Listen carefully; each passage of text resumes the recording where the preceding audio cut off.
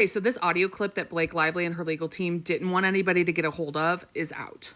And honestly, it's giving DoorDash IRL.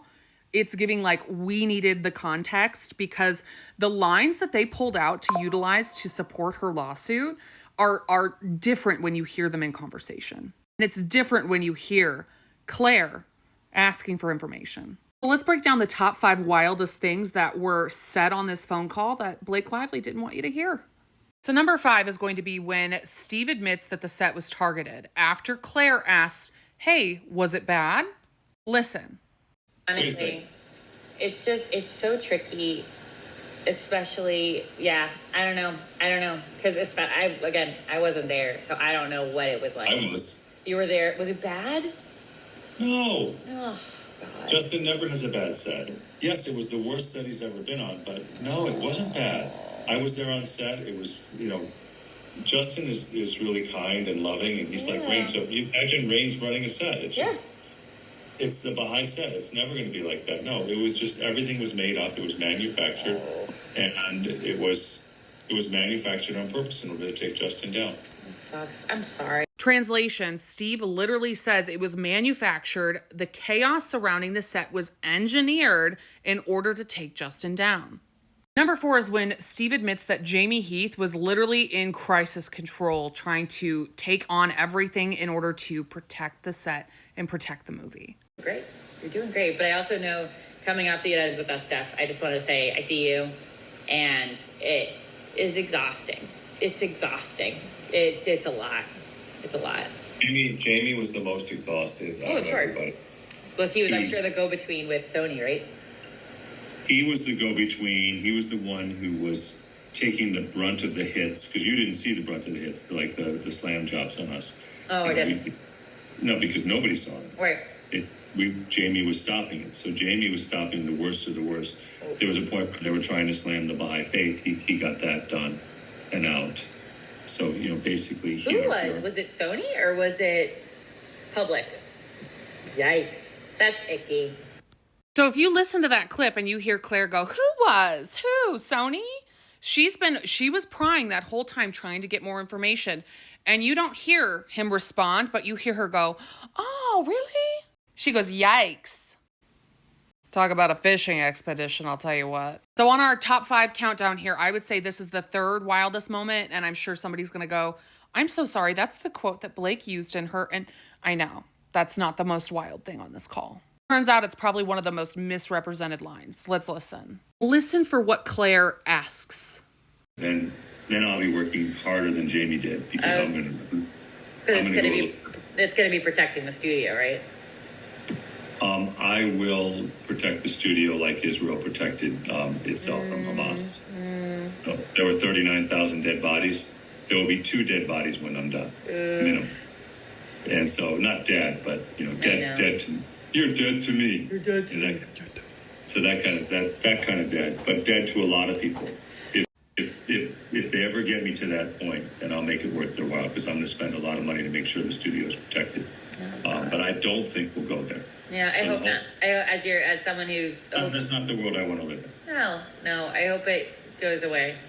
Claire girl, this it's not looking good. It's very interesting to me how much she provides. Knowing that she was recording this, knowing that she was going to be on this recording, and yet she felt comfortable enough to turn this over. 2 dead bodies. Whatever, man. All right, top 2 moments. The number 2 going to be when Steve throws a little bit of professional shade towards Blake Lively, which I'm sure really pissed her off. Interesting, because you work with so many people, and almost everybody's nice, and then there's Blake, who she's totally different than everyone else. I'm sorry. It's like, not to say anything bad about her, but she's different. Different. There you go. And I don't... I think for the most part, most people see what we're doing, see we're nice, and they're nice back. Even if they weren't perfectly nice. And I just think, some people forgot to learn how to be nice. The industry, I left her for a while, Steve. I left her for a while. Somebody forgot to teach Blake Lively how to be nice.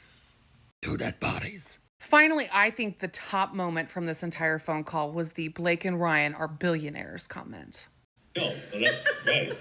No, there's all these things that, well, because Blake and Ryan paid for the movie. I'm like, really? Really? Send me a check. Every time I've seen that, or some of the comments I see, or on the flip, they'll say that Blake sold her cut back to, and I was like, that's not how it works. You own the footage. Like, that's not how and people will say it so confidently. And they'll be like, yeah, because they bankrolled the movie. And I'm like, that's not how that's not how it works. Right, but we just sit there quietly and let them think what they want. And, ultimately we're not going to, but Blake and Ryan are billionaires. I don't think they are, actually. No, and even if then, like, everyone has a stake in everything. It's a lot. And, yeah, I think it was just fanning the flames. And people, I saw this so I started following this great TikToker. I mean, at that point, even Claire was chiming in like, yeah, I don't know if they are. And I think it shows that they're mocking all of the internet PR and the gossip that was coming out about it, because they know behind the scenes what's actually going on. And so I think it's funny that he's like, yeah, write me a check then. So if you remember, the entire context of this recording was Claire saying, hey, I don't want Justin to be anywhere near the set, because she had multiple negative interactions. But in this phone call, Claire did nothing but praise Justin or acted neutral, never brought up any concerns, never brought up any issues like that. And so this phone call was supposed to be them discussing, why Justin wouldn't be on the set or why she had made that request. And Steve wanted to do a follow-up call. So she was concerned. So she decided to record the phone call, right? And what it's telling me is she was trying to get information. She was fishing. I've grown up with girls my whole life. Of course, everybody has, right? Grown up with girls. I don't know why I said it like that. But being in a sorority, especially, you run into those types of women who put you in a position where they want to get the tea and they want to ask those baiting questions. And I think Steve really did a good job of getting away from it. So I'm just gonna submit this. I'm just gonna cut it off here. But if you guys have thoughts, please, let's talk about this. What are your thoughts on the recording?